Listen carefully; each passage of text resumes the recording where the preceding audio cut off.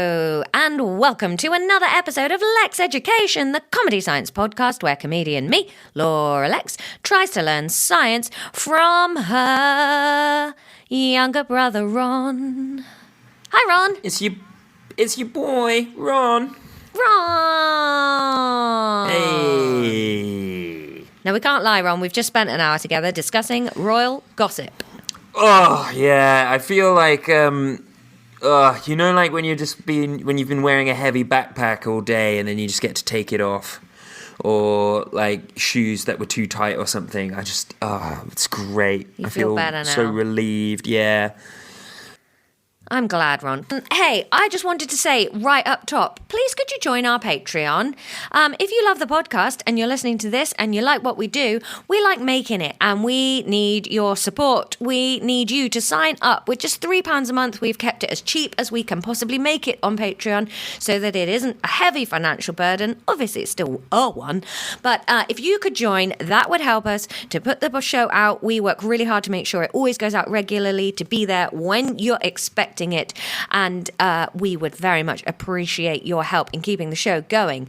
If you really don't have that cash, but you do have literally a minute to leave us a review, we know most of our listeners are on Apple Podcasts and Spotify. You can review on both of those mediums. On Spotify, all you have to do is click the 5 stars button, and it helps the podcast to be shown up as the piece of genius that it is. And on Apple Podcasts, you can leave us a review as well as clicking the 5 stars button. And again, it just helps new listeners decide to take a punt on listening to your faves. You know you want them to. You know you want this podcast to last forever. Support us any way you can.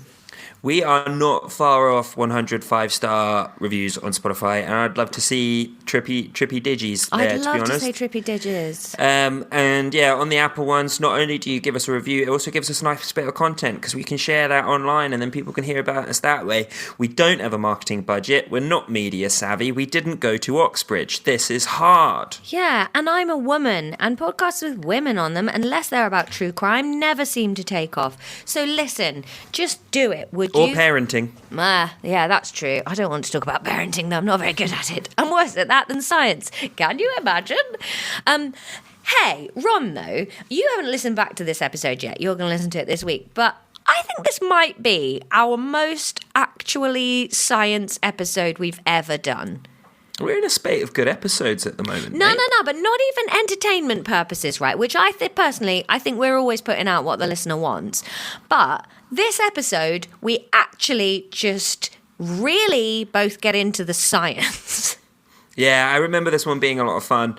It's almost as if when you make it, because we're going into genetics and stuff in this one, and partially what we've covered in some of the live shows. It really goes to show that when the content driving host cares, and the other host, the one that's kind of the listener insert cares, God, you can make some good content, can't you? Yeah, which probably means that the listeners will hate this one and be like, when's physics coming back? Where you both just call each other idiots for an hour. But I loved this one. It really, I had a great time. We won't blather on because it's a long episode. I did want to say content warning at the top. We are discussing genetics and... What's the matter?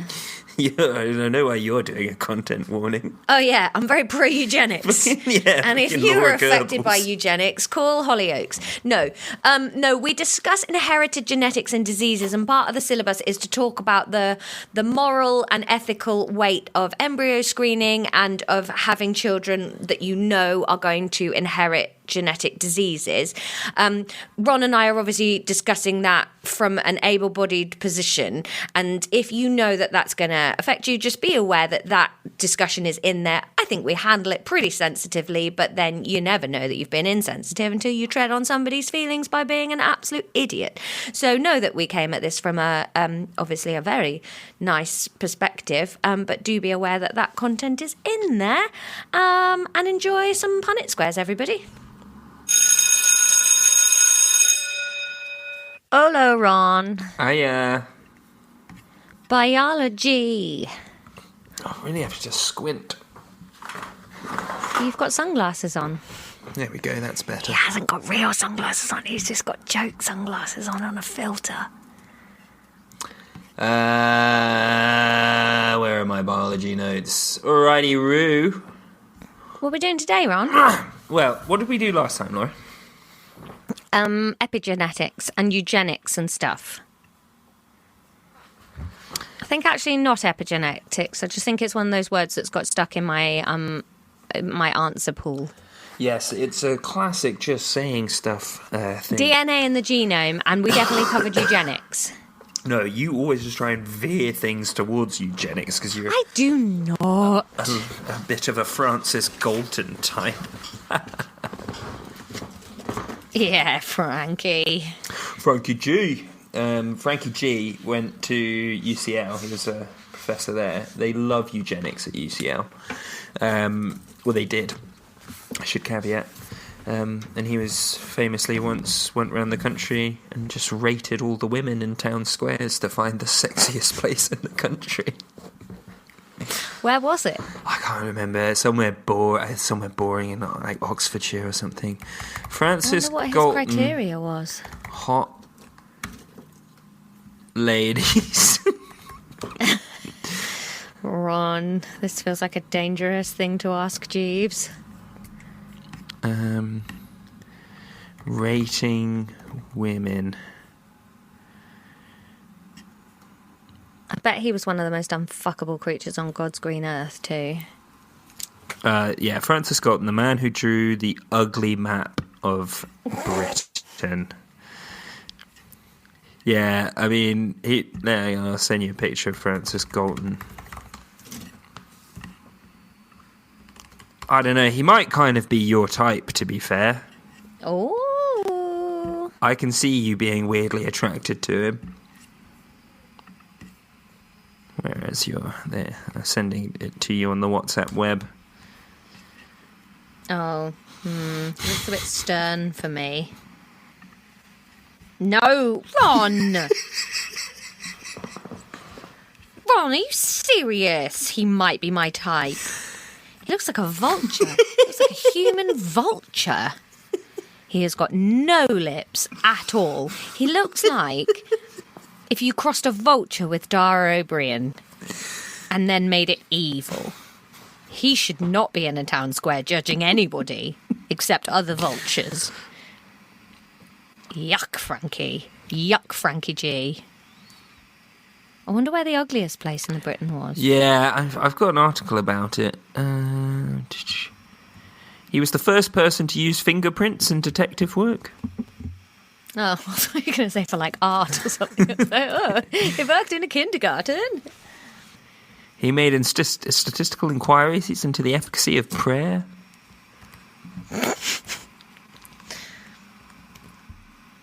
Why will nowhere tell me this? I can't. Someone else tell us. So, Laura, today...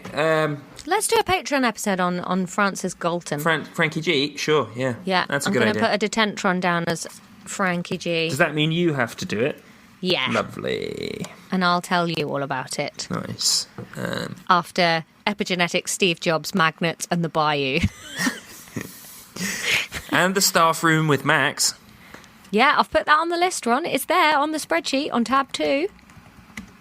Nice. Right, so today we're going to carry on with all of that bobbish. We're going to start off, Laura, with 4.6.1.5, inherited disorders. Now, we've talked a bit about inherited disorders before. Can you name any? Blue eyes. That's not a disorder, really, is it?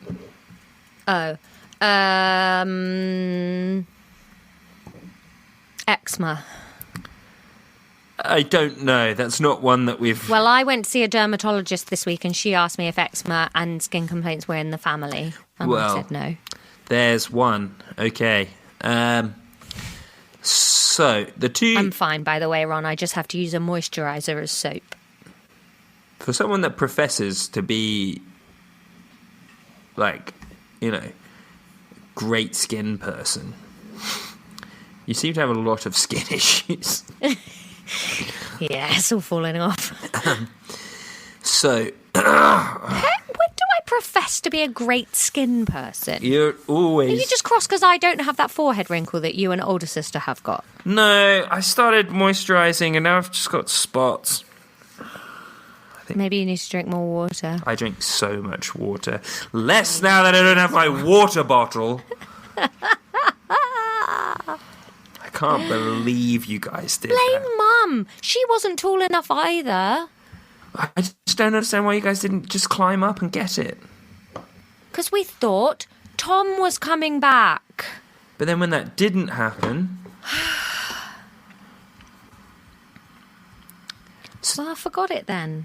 So the two disorders that we're going to look at, and that wasn't a cut there, listener. I genuinely did just change subject that quickly. We're going to have a look at polydactyly. I think that's a dinosaur. Yes, one that's free, loving, and open, and trusting. Oh. I don't get it. That's okay.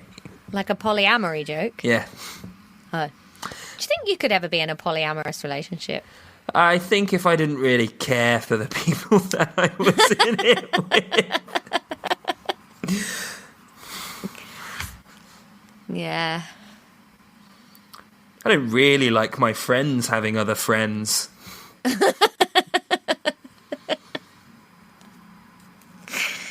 No, I know what you mean. I don't like it when you and Sarah go for brunch. I know. That really hurts you. Yeah, you're too weak for polyamory. Tom kissing on someone else. Yeah. I'm not even entirely sure I want to have a daughter that he likes as much as he does. He likes the daughter more than you. What, more than he likes me or more than I like her? Both. No, I like her. I like her loads at the moment. She's very funny this week. Yeah, she's a cool kid. Yeah, she's been good crack. Anyway, so polydactyly, that is having extra fingers or toes. Now, this is caused by a dominant allele, Laura. What does that mean? An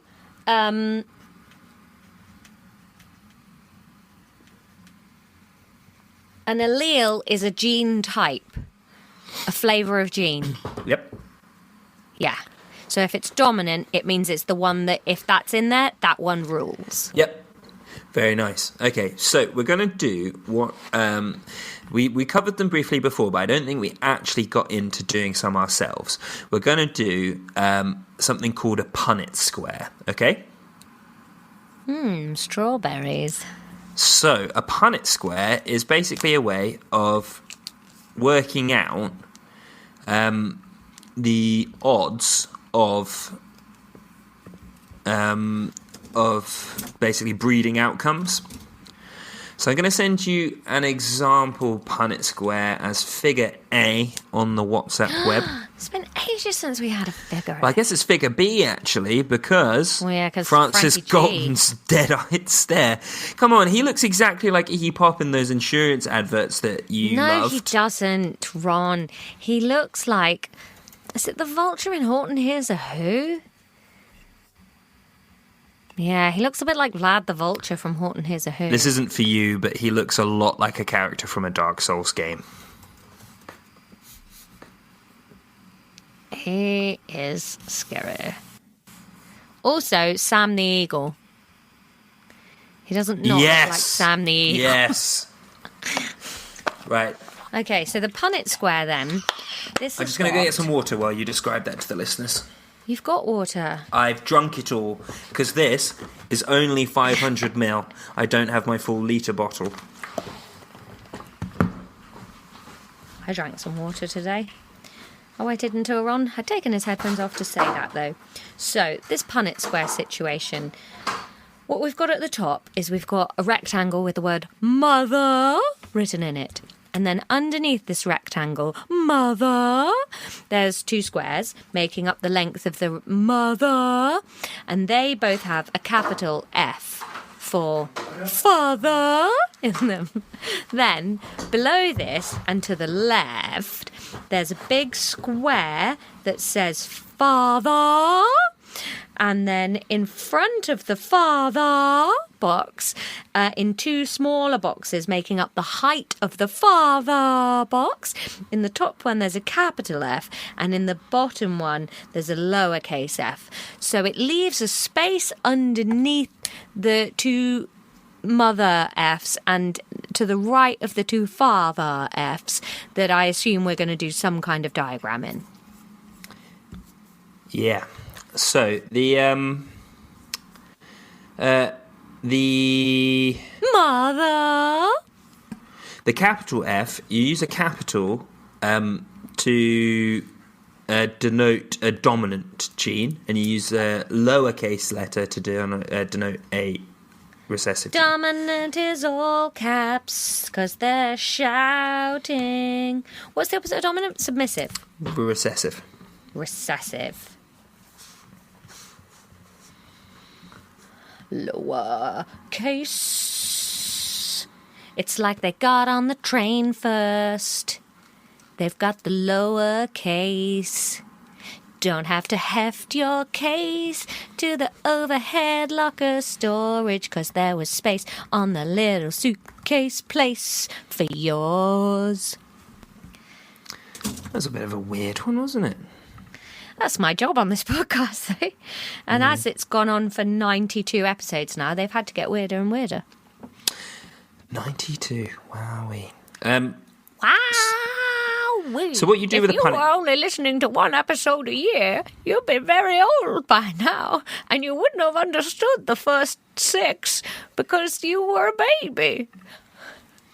So, Laura, I want you to draw your own punnet square. I've actually drawn it, Ron. Okay, but what I want didn't you use a ruler, so it's a bit wobbly. I want you to I want you to draw a new one. Why? I just drew that one. Yeah, because I don't want you to draw this one. I want you to draw a new one. I wish you told me that before. Didn't ask you to draw that one. You left me alone, unsupervised learning. Yeah. And you took the initiative. I just need you to adjust it. So rather than an F, we're Can I turn it into an A? I can do that easily. No, just draw a new one. Ugh, what, with the same father and mother? Yeah, with father and mother, but instead of an F, the mother, she's got 6 fingers on one hand, okay? So she's got one capital P and one little p. The father, he's got normal fingers and toes. That's 5. He's just got 2 little p's. 2 little p's. P's are very annoying, though, because it's very hard to see with a P whether it's upper or lower case. Well, make it obvious then. P. P. P. I've done it quite bold. Okay. Now, a punnet square is a grid, so there should be 4 boxes in between the mother and the father, if you see what I mean. Mm-hmm. Great. And then I'm guessing, in the one between the big P and the small p, I do a big P and a little p. And then in all the others, I do 2 small p's. So the single you've letters... got a 1 in 4 chance. No, you've got a 50-50 chance of getting 6 fingers. And why is that? Because the big P is going to go into 2 of the boxes. And what are the boxes? Alleles. No. Genomes. Kind of. Genomes 4. Fingers. Genomes of? What is going to have 6 fingers? A child. Yes. A child. Yeah. Child. So what do the single letters on their own represent in a punnet square? The 2 genes that are in the allele of the parent. Yes, and when do the alleles of the parent get separated and are on their own to then be shuffled like this? When they're gametes. When they're gametes. Laura, you're on it today. Really well done. That's really good. So, that's a dominant allele. And you can see how they would be, even though there's only one occurrence of it in the mother and the father. No, there's 2 occurrences. Oh, in the mother and father, I see. Yeah. It still results in 50% of the offspring being having 6 fingers. So Because it's dominant. Because it's dominant, yeah, and it's why things like brown eyes are so much more common than blue eyes, and that represent because not only I feel like they're not, though. that's just where we live, isn't it? Is it? Yeah, that makes sense. And also our family. Yeah, we're a very blue-eyed famo. Yeah. So the next thing we're going to learn about, Laura, is cystic fibrosis. Do you know of this? Yes. So cystic fibrosis is a disease of the lungs. It's an inherited disorder. It's caused by a recessive allele. So, first scenario that we're going to look at is the one from the original Punnet square that I sent over to you. So you can use that one now. Woohoo! So can you please fill that one in, please? Okay. And could you just recap the Fs? So I'm putting my 4 boxes in. Mother has 2 caps Fs. Which means she doesn't have any cystic fibrosis in her, or cystic No. fibrosis genes, rather. Oh, my pen has stopped working. So while Laura figures this out, I'm not figuring out. I'm just trying to get my pen to work. Yeah, and so do we have to listen to that, or can I tell people about cystic fibrosis? Well, what if I want to listen about cystic Well, you can listen while you figure your pen out, can't you? Okay, my pen's working again. So cystic fibrosis, it's an inherited disorder. It affects the cell membranes, mostly in the lungs. Well, that's mainly what you hear about. It also affects the digestive system. Essentially what happens is your lungs get clogged up with a sticky mucus that you struggle to get rid of. That then ends up damaging your lungs, and it's all not very nice. The allele in question is found on chromosome 7. It's a recessive thing. There are treatments available, but unfortunately it is associated with shorter lifespans. It's not very nice. No. So I've done this Punnet square. It sort of results in a very similar outcome. You get 2 options where you've got the 2 dominant Fs, and then 2 options where you've got the recessive and a dominant in. So how many of the offspring in that scenario have cystic fibrosis? Well, I would say none of them have cystic fibrosis, but they are carriers of cystic fibrosis. Yeah. So it would take them breeding with another person that carried the recessive gene in order to give the potential for a child that would have cystic fibrosis. Yeah, so this is the reverse scenario of the one that we did with the polydactyl thing. So there's only one instance of cystic fibrosis in this pairing, and you physically cannot have a child that has cystic fibrosis, which just goes to show you how much a difference that dominant and recessive relationship can make. And also, interestingly, can you see from that why inbreeding then makes the chance of bad of inherited disorders coming to the surface more? Yeah. Because then you're way more likely to have 2 carriers of recessive genes. Exactly, yeah. So 50% of your offspring are then going to be carriers, and then if they start banging... What makes a gene recessive or dominant? It varies. But because now, everything I'm about to say is kind of speculation, but illustrative of the question, effectively. So if you think about the polydactyl thing, if you have a gene that says, make another finger, having an allele that says, make another finger, the other allele doesn't say, only make 5 fingers, if you see what I mean. Mm-hmm. So that could be dominant just because it tells your body to do something, and there's no mechanism for saying don't do that. Whereas with something like cystic fibrosis, where it's affecting a membrane, it's probably some characteristic or makeup of that membrane. So if you just have one allele, one chromosome pumping it out, then it's fine, your membranes are fine. But if you lack that gene entirely, or you have 2 faulty versions of that gene, so you then can't make that thing, then you have the problem. Right. So it's recessive because your body can transcribe and use the genes from both chromosomes at all times. Got ya. Okay. Which is another reason why we have this diploid system, because it makes our health quite a lot more. So it's almost like in the same way that having... It's like a fail-safe. Yeah, well, it's like having good biodiversity in a population is really good. You have good biodiversity in yourself if you are heterozygous on something. Yeah. Hetero is the way to go. Let's not back that. Let's call the episode that.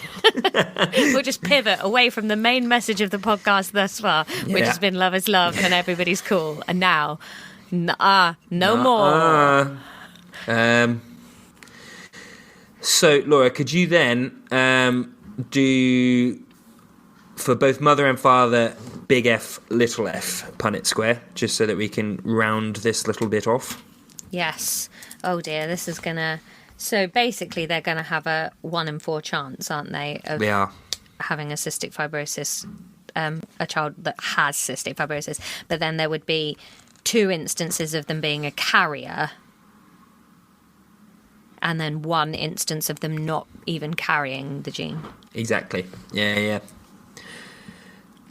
Cool. So this is like one of those examples, isn't it, where you could do the gene not in a eugenics way, but do the gene analysis on yourself, and then you would know that if you were a carrier but your partner wasn't, you know, you are sort of have a good chance of not like doing it. But if you both carried it as a recessive gene, you might want to think hard about whether or not you had a child, because obviously you can have a lovely life with cystic fibrosis, but it's a different sort of and I mean, it goes a bit further than that sometimes as well, because as you can see from the first one we did, even if only one of you has it, and there's a 0% chance that 0% chance that your child will, still 50% of the offspring that you make will be carriers.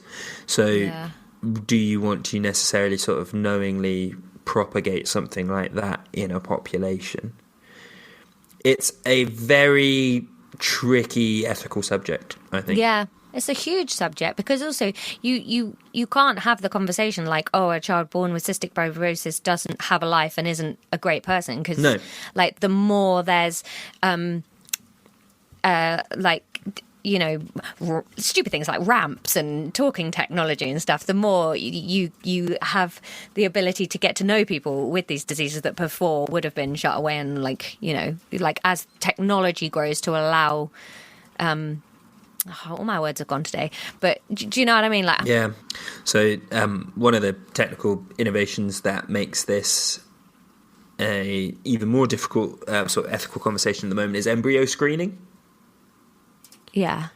So when you have IVF or something, you can get your fetus, like the genome, sequenced, and you could find out whether that child is a carrier of cystic fibrosis. Or even if, in some cases, if you had a bunch of embryos that you'd made for purposes of IVF or something, you could screen them all and then pick the one that, you know, wasn't even a carrier or something like that.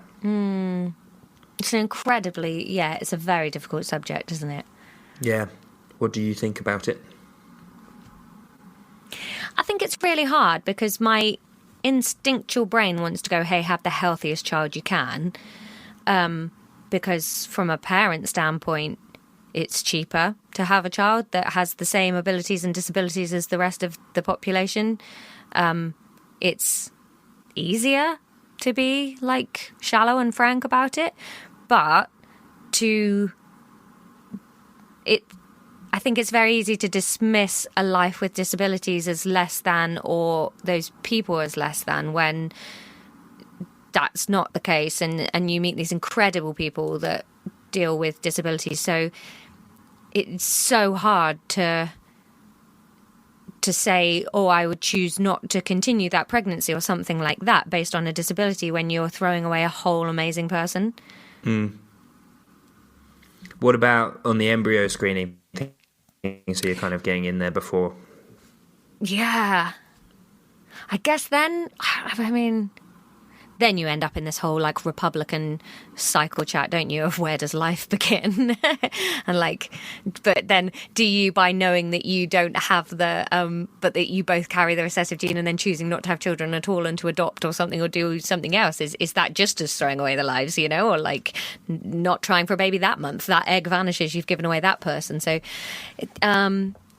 I guess with the embryo screening, it feels like you are choosing the embryo that has the best chance of making it to full term, which feels financially intelligent given that IVF costs a fucking bomb and you have to put your body through a whole heap to even get pregnant. I think it's a very complicated conversation. Yeah. I suppose what I'd be interested to hear the opinions of is actually somebody who lived with an inherited disease talking about their decisions on breeding and what they felt about it as somebody that lived with it and then was going on to have their own children. Like, how do they feel? Yeah, absolutely. We are not the people to be really discussing this in depth. I think for me, I just would never want to know, I think, if you know what I mean. Yeah. I think as soon as you have to make a decision in there, because even if you're doing the embryo screening, you're like, okay, so we've got a risk of cystic fibrosis in our family because we're both carriers. So, okay, we'll select this one because this is the one that isn't a carrier at all, and then they can have, kids and not even have to worry about these things. What if you then selected that embryo and then it had a different issue or something, and then just by putting in that that level of human choice, I think would be too difficult for me. These genes then that come out like this, so where does cystic fibrosis enter or polydactyly, where does that enter into genes? Like, can you develop it? Like, does it have to be in the genes of your parents in order to have it in you, or can it suddenly appear in the gene sequence of a? It can suddenly appear in a family tree. Right. So, if especially with dominant things, you'd have to be so incredibly unlucky for it. Well, almost impossible with a recessive thing. But if you took the polydactyly thing, it could be, because all of these things arise through random mutation. But that's what I'm thinking. Like, how often can it just mutate? But that would never, you couldn't just evolve being the wrong word, but you couldn't just mutate cystic fibrosis, because that would require you to have the same mutation across every cell that is in the surface of your lungs, or the exact. I guess the exact right cell could when you were an embryo or something, but basically no. Same with polydactyly, but it does appear in bloodlines in family trees, because all you need is for it to happen in one sperm or egg cell, and then that is in the whole child. Yeah, it's a very interesting topic, but the whole designer babies thing is a big topic, or at least it was fairly recently. I think the other thing that needs to be addressed in this discussion is that all of these things cost money. So if you allow too much of it, then it basically means people that can afford it and can afford to do it well then have super healthy children, and that's not a luxury that everyone else gets, making it inherently unfair. Yeah, but then that already exists, doesn't it? Because if you have money, you have access to better food and faster healthcare and transport that's less dangerous. So you already have the wealthier you are, generally speaking, the more access to health you have. Absolutely. Yeah. But that doesn't mean we should be arming them with more tools. No. Eat the rich. Yeah. Don't breed them. Absolutely. So, Laura, that might have seemed just like a cool teacher sat on the table, rolled up his sleeves, bit of discussion, but actually students should be able to make informed judgments about the economic, social and ethical issues concerning embryo screening, given appropriate information. I think you can do that, mate. I hope so. My answer is, it's very complicated. I'm glad I don't have to do it. Yeah. Well, the key opportunities for skills development here are: appreciate that embryo screening and gene therapy may alleviate suffering. but consider the ethical issues which arise. And you've done that. I have done that. How long have we been recording? Half an hour. Okay, we'll do the next bit then. Now we're going to do 4.6.1.6. Fun to say, fun to say. Did a burp. Sex determination. Ooh. How many... One box says has a headache. The other box says doesn't have a headache. Has a headache is dominant. So if they both have a headache, they will not have sex. If they both don't have a headache, they will have sex. But if one has a headache and the other doesn't, they also won't have sex. It's too long. You weren't giving me any reaction. It's worrying as a stand-up comedian. Your reaction was to just keep going. Yeah, just keep pushing the joke on. Then it becomes anti-comedy, doesn't it? I saw some nice comedy the other day.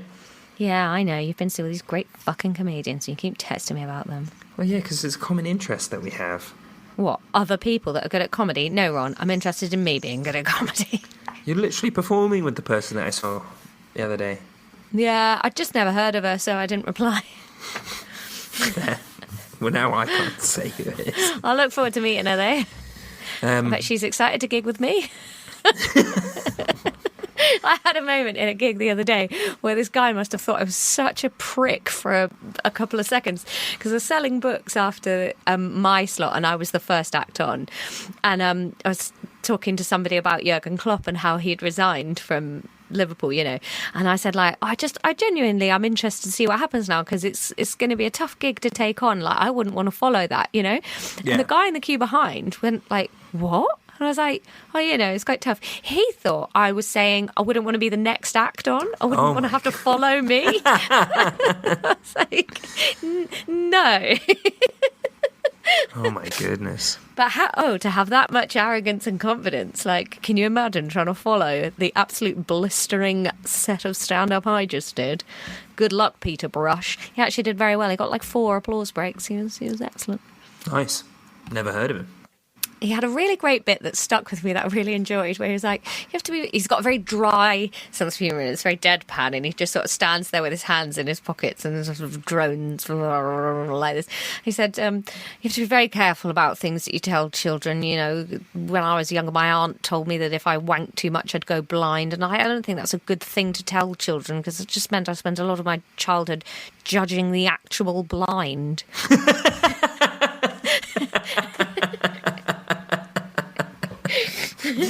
That's a very, very good joke. It's really great, yeah. I really enjoyed it. He had some real crackers. He was very good.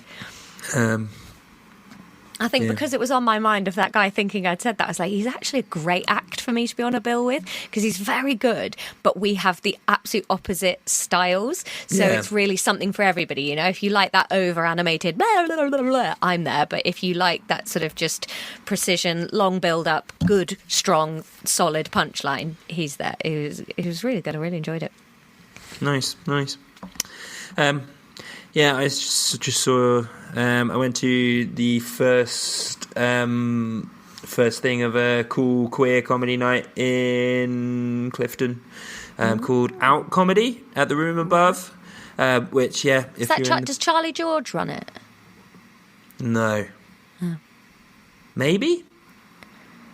I don't know. But yeah, it was very, very good. Very beginner stuff, like literally some people still at uni and whatnot, but twas impressed. Nice. Yeah. What are we doing? Oh, so sex determination. So Laura, how many pairs of chromosomes do we have? 26. No, 23. Yeah. 23, damn it, I was wrong. And they are all numbered from 1 to 22 in order of their length, and then there is a different one. There is one pair that is different. Which is that? X and Y. Because these are... sex chromosomes. Absolutely. And if you have X or Y or XX, you must dress a certain way and look a certain way, or everyone on the internet will tell you off, and you must be exactly the same as society tells you.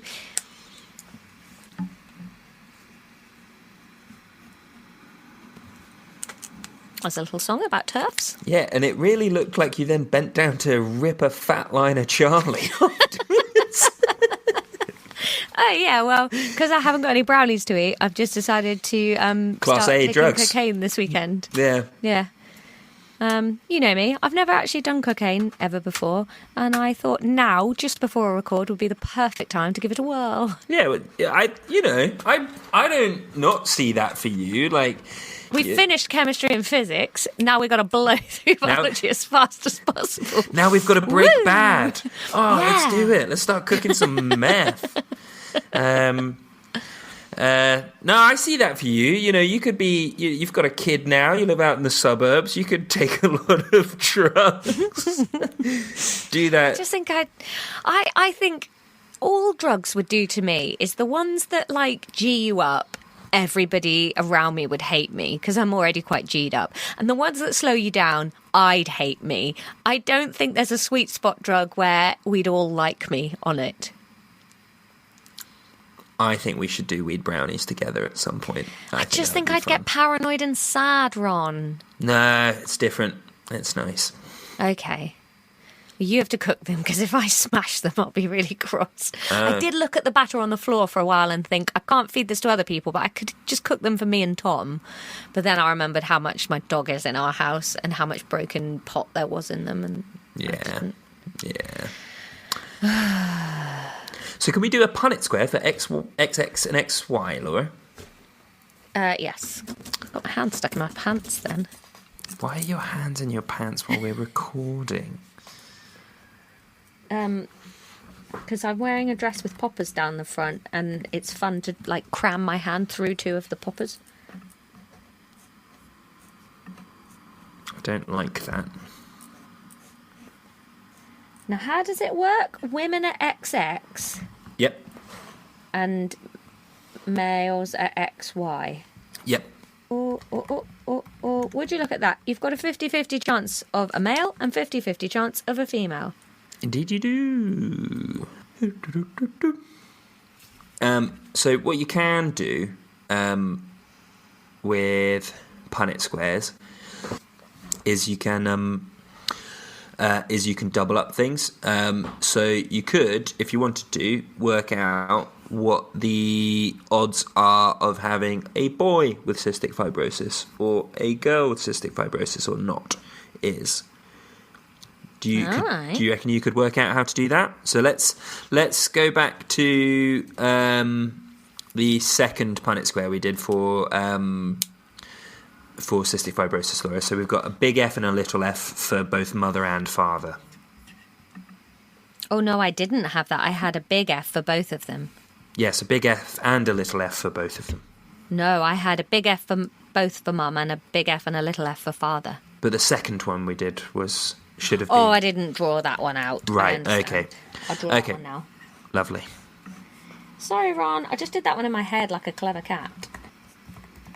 Doop, boop, be-doop, boop, ba-doop, boo. Oh. I've been very impressed with you this episode, Laura.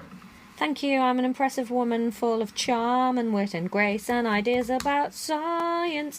And biology is just so much better than anything else. Okay, I've drawn that. You've just done the big F, little f one? Yep. Yeah, okay. So now we're going to do... So could you draw... How do you think a punnet square would look when you're doing it across two different things? So how many different options are there coming from each side, and what are those options if we're considering a man and a woman having a baby? So I'm guessing there's going to be 4. So like with the mother, you're going to have... No, wait, is that right? Yeah, you're going to have... Right. Because with the father, you're going to need X, capital F, X, small f. Yep. And Y, capital F, Y, small f. Yep. So with the mother, do you have 4 X's or do you just still have the 2 X's, 1 capital F, 1 small f? What do you think? Just 2? No. So it's actually, you do do four, actually you do the double it 4 because the mother has 2 X chromosomes. Just because she has 2 X chromosomes doesn't mean that those are identical. They are still different alleles of each other. There are genes on those X chromosomes, but just for our purposes of working out the born sex of that child, it doesn't matter which one's which.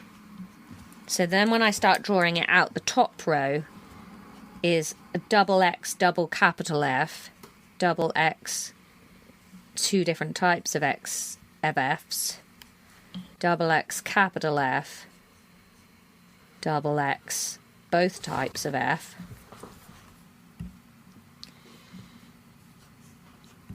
Okay, talk amongst yourselves for a minute.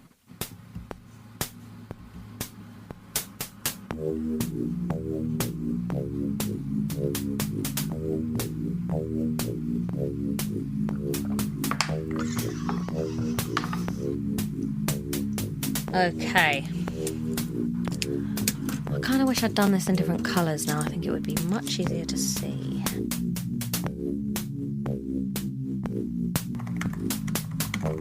Okay, Ron. So, I've basically got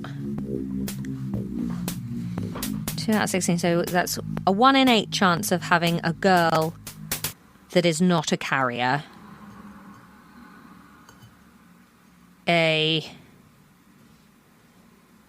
1 in 4 chance of having a girl that is a carrier. Mm-hmm. And a 1 in 8 chance of having a girl with cystic fibrosis. Yeah. And same sees for boy. Yeah.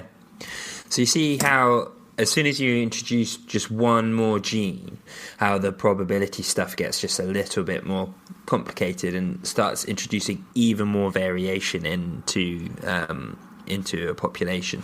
So that's obviously, that is just sex determination, which is a almost a unique case kind of in genetics. But so this is actually a diagram that was used in our cheerful earful show, if it lets me send it. Come on, behave. It's being a booger. I'll take a screenshot of it, 2 seconds, because it's very illustrative. So we've talked before about how multi-gene traits, you don't get this sort of almost kind of binary nature of them, but they fall on a bell curve, things like height and stuff. Yeah. So what I'm going to send you now is a Punnett square across 3 genes, which will show you how that bell curve starts building up, if you want to describe that. So I think this is a sympathetic representation of how skin colour or coloration could work. Okay, so across the sort of 2 axes of the Punnett square graph, we've got 8 columns and 8 rows. Columns are across, rows are uppy downers.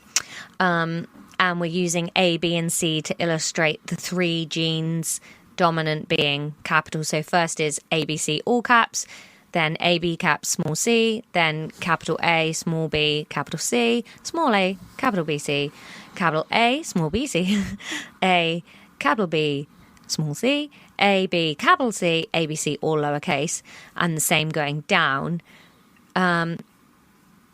So what are we learning from this, Laura? What can we infer about these 3 alleles that the Punnett square is for? What does the recessive one do? The recessive one carries the paler skin. Yeah, or probably in this case a lack of pigment rather than, Yeah. Because where the all caps ones meet in the top left corner, you've got the darkest square. And then in the bottom corner where the 2 lowercase one options meet, you've got the 0 in the palest square. Yeah. So all of these genes function in the same way. If you have the dominant one, if you have 1 dominant and 2 recessive, you are a certain you have a certain coloration, but it doesn't actually matter whether it's A, B, or C. It doesn't matter which gene it is, you will have the coloration. So then what's on the right there is just a really simple column graph of these different colorations. So the most common thing that you could have is a coloration score of 3, where it's essentially... You've got 3 capitals in your genes. So it's actually a doubler crossing with a one with 2 dominants crossing with one with... It's 3 dominants across the across your parents. Yeah, out of 6 possibilities, 3 are dominant. Yeah. Yeah. Sorry, you're breaking up a bit, so we missed some of that. But I've summarised it beautifully. Seem to have lost you. I'm going to cut the video and see if that makes it better. We seem to have lost Ron, and my child's woken up. So I guess that's the end, and we'll see you for the quiz. You're muted still. I was still muted, Ron. Well spotted. It's episode 92's quiz. It feels like 1,000 years since we last recorded. Oh, this was a great episode. Yeah. Yeah. An all-timer. Oh, look at all my notes. It's going to be difficult to do a quiz, though, because it was lots of drawing. Yeah, so we're basically gonna focus mainly on punnet squares for the quiz. Pick your own genes. Pick your own genes. Is that a thing? What? Punnet, like you pick a punnet of strawberries if you go to a pick your own fruit farm. Fucking hell, that was a leap. What else jokes are you going to make on punnet? I don't know. I can't remember which stand-up it was. Somebody used to have a really good bit about signs at the side of the road. It just said, pick your own strawberries. I can't remember who it was. It was a great bit. Pick your own strawberries. Punnets are the lowest form of whittets? Yeah, I feel like you did that in the main episode. I don't think so. Oh. That's off the top of the old dome. Oh, all right.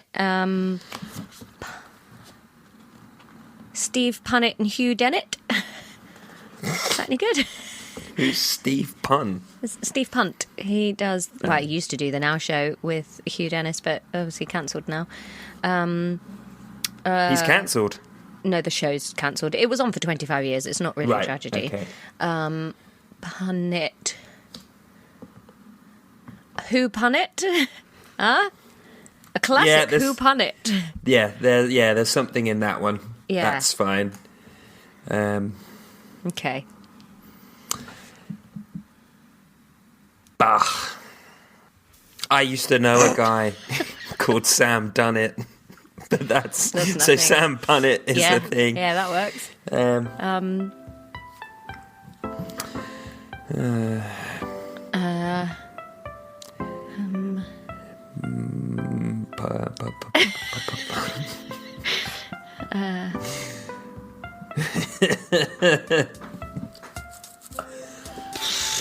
Should we do the quiz? Yeah, It's right. just embarrassing after a while, isn't it? That might be the worst time I'll have ever used the thinking music, though. Okay, Laura. Okay. Question the first. Uh-huh. You'll need pen and paper for this because it will require a punnet square. Do you know what? I'm not that far off the end of my notepad, and then I can move on to my other one that I think Catherine gave me. I think it was Catherine. I'll be on to my second notepad. Wow. Isn't that nice and fancy? That's lovely stuff. And just for the end of GCSE as well. That's worked out, hasn't it? Well, there's been a lot of chat in the Discord, Ron, about people wanting us to do the non-combined syllabus. Why, though? Because they say that would be a good step up, because it would be a little bit more in-depth, but not quite the jump to A-level. No, they should have piped up before we did the whole GCSE. I'm not doing GCSE with you again. They didn't know that we were doing this podcast, Ron. We didn't consult the general public. No, we're not doing GCSE again. I think that's... It's not like a council. We don't have to stick stuff to the lamppost saying, can we please get recording permission to do. We are a socialist democracy in this podcast. No, we're not. We're a fascist dictatorship run by you. We're not doing... Why would we do GCSE again? That seems like... There's more stuff. We do all the stuff that wasn't in the combined. Oh, but like, why would we just do a bunch of content where it's just kind of like, oh, well, we did that bit. There's an extra bullet point on this bit, a bit more detail on that. The thing is, though, Ron, you could do the prep. You could prep for it. So rather than reading it from going, oh, we did all this, you could go through it and pull out the bits. Yeah, but each episode would just be tidbits. We can't have a tidbits podcast. Why? We love tidbits. I love a tidbit, but then... Are they tidbits? I always thought they were titbits. Well, you were always thinking about tits. No, it's obviously it's a tidbit. What's a tidbit? You know what a tidbit is. It's a small bit. Where does the word tidbit come from? Well, like it's a tiddler. It's a tiddly bit. We could do some tidbits at the end of the... We could do a Patreon episode of tidbits till our tits content, but No, we're not doing the GCSEs again. That was the only wrong answer. All right, well, you tell our loyal army of lab rats then. Loyal army, no. And this is why I'm the favourite. Yeah. Because I'm like, I'll do anything as long as you love me. Spine. The thing is, I don't know why they're protecting you from going up to A-level. Because it sounds difficult. Yes, but and you're not kind. Children do this. Not children, 17-year-olds. They are children. No. They're not allowed to drink. Can't have a pint. You can bang them, though. Ew. Ugh. You can. That's just the law. Yeah. Only sober. I guess you could be drunk. I think I'd have to be. Horrible idea. I've never really understood the appeal of virginity. Anyway, let's not wander down that path. Because you've never understood the appeal of it. You've never understood the appeal of it as in having it or losing it. Either, like fancying somebody because of their virginity, right, or keeping my own as some kind of thing that was meant to feel different before and after. Maybe it's more of a male thing. I don't know. The thought of having sex with a virgin man makes me go, oh, Jesus Christ, no. I think the only people that care that much about virginity are people that are probably just bad at sex, so view it as something that's like done to someone and is therefore bad. Yeah, mabes. Yeah. I feel like I want to get off this subject because it's not long enough between this chat, which is a sort of virginity, paedophilia conversation, and the eugenics. Yeah. And I just want to put some distance between these subjects coming up on our brother-sister science podcast. Yeah, I know we fair. said if we went full Rogan, we'd get more listeners, but I don't actually want to. That's fine. Should we do the quiz now? Yeah. Let me draw some punnet. This is always what happens when we haven't... We should always make sure we record an intros, outros when we haven't spoken in a bit. So Why aren't we doing an intros, outros though, Ron? Because we're recording again on Sunday, and we always do it in the closest record to when it goes Not out. when necessarily when it's a Sunday, because that means I've got to spend my very first Mother's Day as a mother editing our podcast and recording it to put it out. Your child doesn't know what fucking day of the week nor day of the year it is, so... Ron, since her birthday, she's been singing Happy Birthday. That's really cute. Happy birthday to you. Happy birthday to you. It's so lovely. I guess she doesn't really understand what happened, so to her that's... Hi, baby. Can you say hi to Uncle Ron? Can you say hi, Ron? Nope. No. She hates you. She points to your water bottle every day, though. I'm so cross about that. I'm just going to let her have it. I'm going to let her fill it with gravel and use it as a maraca. And then you will owe me 27 English pounds. I'll give it to you in gravel. Laura. Yes. I'm a carrier for cystic fibrosis. My partner has 6 fingers and cystic fibrosis.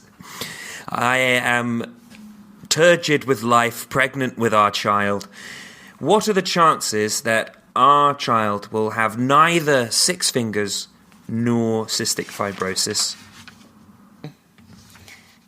So, wait a minute. You're... Right, say all that information again, please, Ron.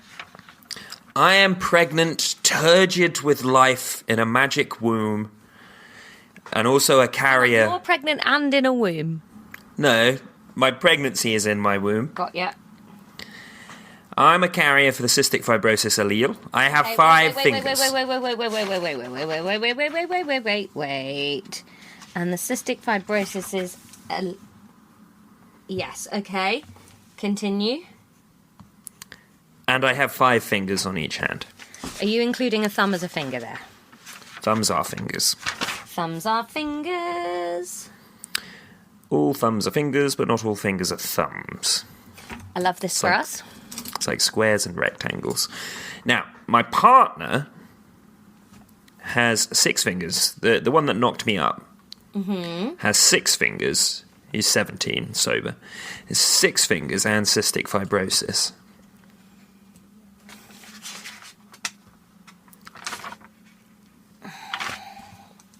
Ron? Yeah. How do I know if the father is going to have 2 dominant 6-finger genes or 1 dominant, 1 recessive? Good question, Laura, and you can have a mark for asking that question because it's great that you've asked that. I will tell you now, he only has 1. Thanks, Ron.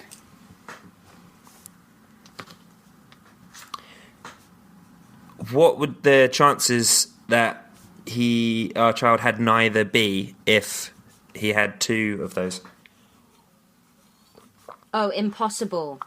Yeah, because he'd always have 6 fingers, our child. Okay, talk amongst yourselves. I've got to draw this out.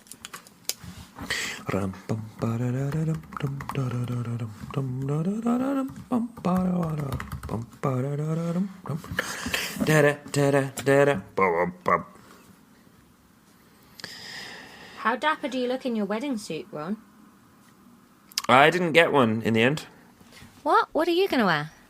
I need to buy one. Basically what happened was I found there was a jacket that I was about to buy, and then Max came over and went, "Oh, I really like that one actually," and then spent a lot of money getting a new bespoke suit made out of a similar material. So then I was a bit like, I can't dress exactly like the groom, so Yes, you can, and then we'll write a Shakespeare play based on what happens at the wedding. Laura, have I told you that the mother of the bride is wearing a white dress to this wedding? Oh, no! Is the bride wearing a white dress? Half white. And by that, I don't mean grey, I mean the top is white. It's dirty. Get your hands off the dough, you make it dirty. Is she mad at her mum? Perpetually, but not about this. Does our mum have a secret daughter somewhere? It's a very non-traditional wedding, and genuinely bride nor groom cares that mother of the bride is wearing a white dress, but that's hilarious, right? That's just such a classic faux pas. If it's non-trad, I don't understand why I can't come. Anyway, what were the questions from? Didn't you say the other day that you hadn't seen Staff Room Max in like 10 years or something? Yeah, it's been a really long time. So yeah, well, that's perhaps why. I had a very impactful impact on his teenage years. Well, ask him when we do the Staff Room with Max, which he's dead keen for. And we should do sooner rather than later with the topic that we've chosen. And in the next episode, we need to chat about that photo, Ron. Right, what was the question? What are the chances that our child will have neither 6 fingers nor cystic fibrosis? So that would need the dominant F with the small p.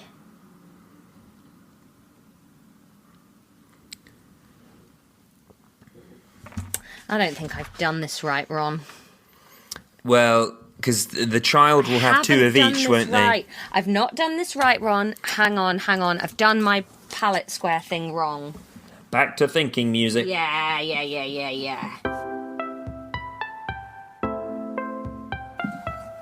Do you reckon it was Pippa, though? Yeah, I mean, it's obviously Pippa. Doesn't have the mole. Pip, what? Does Pip have a mole or Kate? Kate. Yeah, that's what I was thinking. Yeah. Yeah, of course it looks like Kate. It's her sister. And small p. Ron, how many edges will my Punnett square have? 4 or 2? What do you mean by edges? Sorry. Oh, I'm a bit confused about how to draw my Punnett square. Break it down into what the possible. So when you make a baby, you have to make the gametes first, right? So what are the different possible combinations of P and F in the gametes? Well, that's the thing. So on the mother's side, it's a capital F with a small p. Twice. It's a capital F with a small p twice. Yeah. Why is it twice? Because she's got she two has to small be with P's. Both of the P's. Yeah. Yeah. I'm remembering now.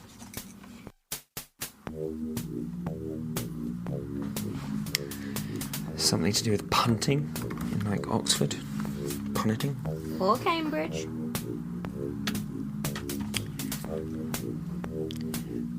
Oh, Laura. Title of your first novel. That was, it's a bit of a double entendre, isn't it? So it's kind of a punnet ball. Is that anything? Oh, I can't believe you distracted me from this hefty science I'm doing just for that. Is that anything? It's not nothing. Shut up for a minute. Give me a look at your punnet square just so I can make sure you're on the right track. Busy. Yeah, but I just want to make sure you're on the right track before you waste so much more of all of our time. Well, I'll edit it out of the listeners' time. It's only yours. Okay, that's my punnet square. You've drawn it like a certified freak, but Why? Okay, yeah, it looks, why didn't you just do a grid? I did do a grid. No, you've drawn individual squares. Why is that weird? That's what I was doing in the lesson. That's really fucking. That's what you showed me in the lesson. No, you drew it like a tic-tac-toe. No, that's what I did in the lesson. That's what you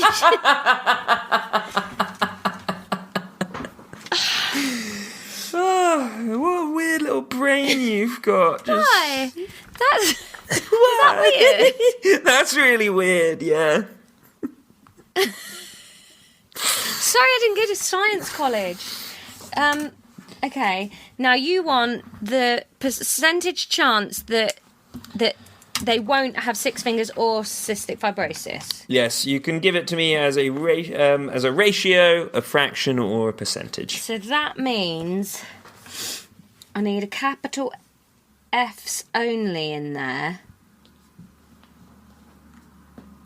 But there's nothing with only capital F's.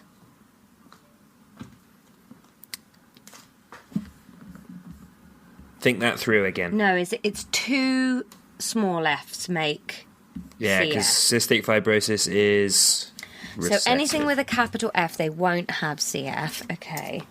So let's cross out all of those. So there's a 25% chance that they will have both. No, so the question was they'll have neither. They will have neither. Still 25%. Yes. Well done. Yes.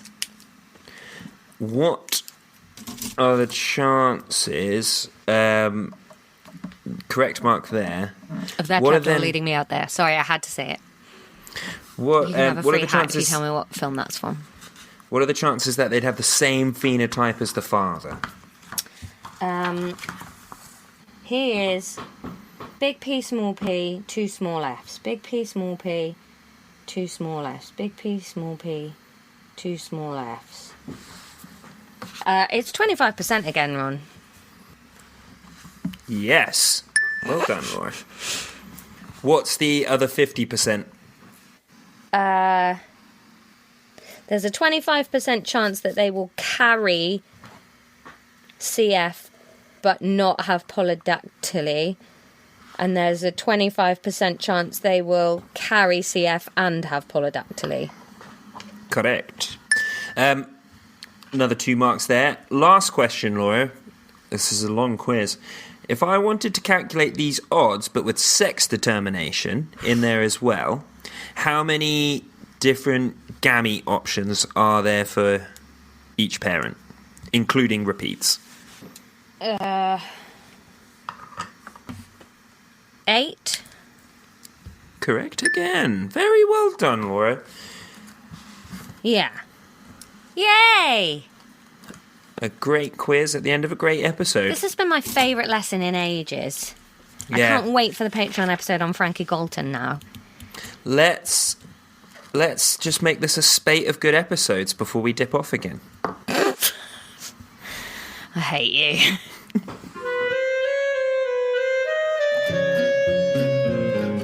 Boom, boom. Oh my God, I was good in that episode, Ron. I was so good. I remember you smashing the hell out of the quiz as well. Yeah, I smashed the whole thing, even though you laughed at my weird punnet squares. Yeah, your punnet squares are weird, though. Well, you didn't tell me how to draw them. No, I'll I just post them thought on you knew what a Instagram so you grid guys can was. see what I did. I just think, why does it matter? Why did you have to laugh at me like that? Because it was funny. I don't know about that. Oh, excuse my little burp there. I've drunk so much water. Ugh. I found a thing that I wanted to talk about in this. I'm scrolling back through our media, and basically it's a lot of photos from your pub crawl night out. Yeah, I found a thing from the Atlantic.com that somebody had tweeted, because we were talking about cystic fibrosis in this episode. Here's a thing that I wanted to read from The Atlantic. It says, cystic fibrosis once all but guaranteed an early death. When the disease was first identified in the 1930s, most babies born with CF died in infancy. The next decades were a grind of incremental medical process. A child born with CF in the 50s could expect to live until the age of 5. In the 70s, 10. In the early 2000s, 35. With Trikafta, which I assume is a medicine, came a quantum leap. Today, those who begin taking the drug in early adolescence, a recent study projected, can expect to live to 82 and a half, an essentially normal lifespan. How incredible is that? That is amazing. It's like when we did our lovely queer episode celebrating all of the LGBTQ plus people in science, and there was that bloke that it was TB and just decimated the number of people that died from TB. It's crazy how quickly these things, and like things that, you know, we learn about in a GCSE thing and luckily don't affect people's lives anymore, so they're, you know, it almost boils down to sort of a point of interest for most, used to be these really horrible things. I've just had an idea, Ron. You know how last year for Easter we did the eggathon?